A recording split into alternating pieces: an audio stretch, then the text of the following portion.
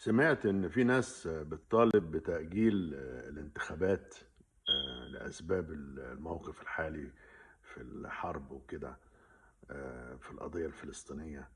وطبعا التأجيل ده مطلوب من حد من المرشحين، والتأجيل لمدة أسبوع.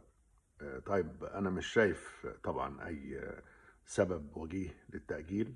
الانتخابات مش حاجة فرايحي يعني ولا حاجة احتفال، ده حاجة تنافسية جامدة قوي، وهتتم بشكل إداري مش هتتم بشكل شعبي. يعني مش هيحصل مظاهرات في الانتخابات أو فوضى في الانتخابات إن شاء الله.